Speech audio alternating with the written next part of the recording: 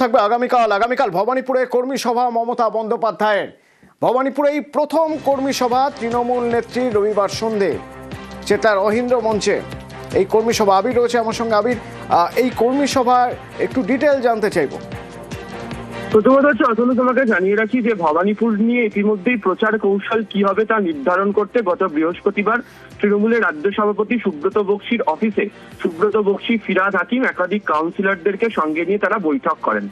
ও এর আগে দেখতে পাওয়া গেছে যে এসআইআর প্রক্রিয়া চলাকালীন BLO 2 যারা রয়েছেন তাদেরকে সঙ্গে নিয়ে মমতা বন্দ্যোপাধ্যায়ও একাধিকবার বৈঠক করেছেন।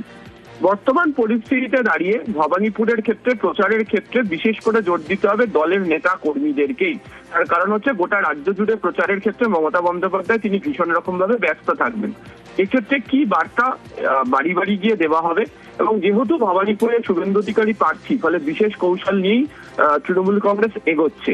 যেহেতু ঘরের মেয়ে হিসাবেই মমতা বন্দ্যোপাধ্যায়কে তারা তুলে ধরতে চান, সেই ধরনের দেওয়াল লিখন পোস্টার ইতিমধ্যেই লক্ষ্য করতে পারা গেছে। বিশেষ করে কাউন্সিলররা, বুথের যারা কর্মীরা রয়েছেন তাদেরকে কি ভূমিকা পালন করতে হবে সেটাই কার্যত হোম টাস্ক বুঝিয়ে দেবেন মমতা বন্দ্যোপাধ্যায়। যে কারণেই হচ্ছে তার দলের যারা কাউন্সিলররা রয়েছেন, যারা বুথের কর্মীরা রয়েছেন তাদেরকে সঙ্গে নিয়ে তিনি কর্মী বৈঠকটি করতে চলেছেন আগামীকাল। ধন্যবাদ।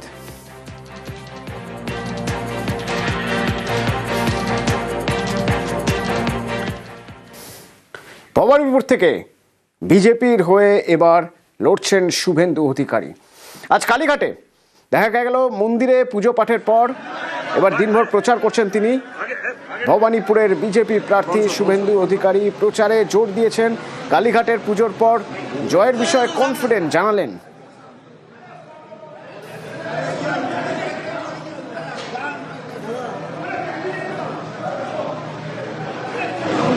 প্রথমে কালীঘাটে কালী মন্দিরে এবং তারপর পরপর আরও কয়েকটি মন্দিরে পুজো দেন তিনি।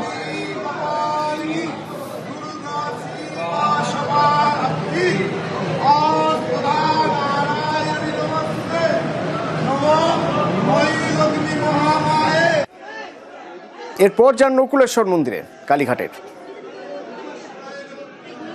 সেখানেও পুজো দেন।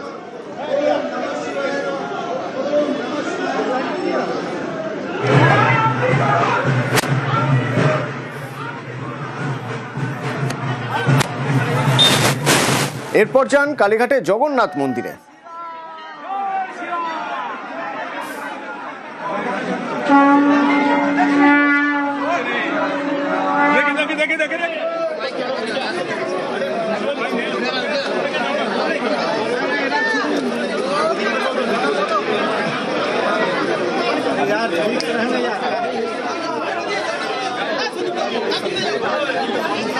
আজ শনিবার মা কালীকে প্রণাম করে রাজ্যের মঙ্গল কামনা করলাম এবং ভবানীপুর কেন্দ্রে মায়ের আশীর্বাদ যেন আমি পাই। এখান থেকে তিনি পুরনো বিজেপি কর্মী সমর্থকদের বাড়িতে যান।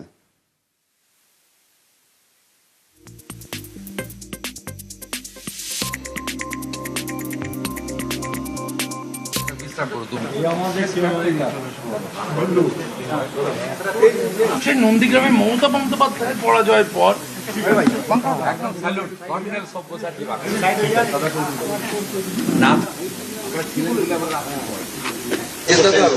হ্যাঁ আপনি জিতবেন, আপনি জিতবেন।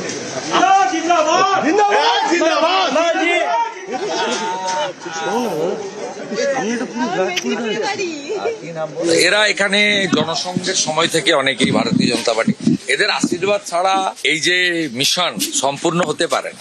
8 জন বিশিষ্ট কার্যকর্তার বা আমাদের অভিভাবক সমনেতৃত্বের বাড়িতে পৌঁছানোর চেষ্টা করেছি। প্রথমে সাগরজির বাড়িতে গেছি, তারপরে নারায়ণজি জৈনজির বাড়িতে গেছি, এখন ওম প্রকাশ মিশ্রজির কাছে আশীর্বাদ নিলাম। উনি আমাকে রামনবমীতে আহ্বান করলেন। আমি গোটা রাজ্যের মানুষকে বলবো এবারের রামনবমী ব্যাপকভাবে পালন করুন। সবাই শঙ্খ নিয়ে, সবাই ধ্বজ নিয়ে বেরোন। কাকদ্বীপ থেকে কোচবিহার, দার্জিলিং থেকে দীঘা, বর্ণময় করে তুলুন এবারের রামনবমীকে।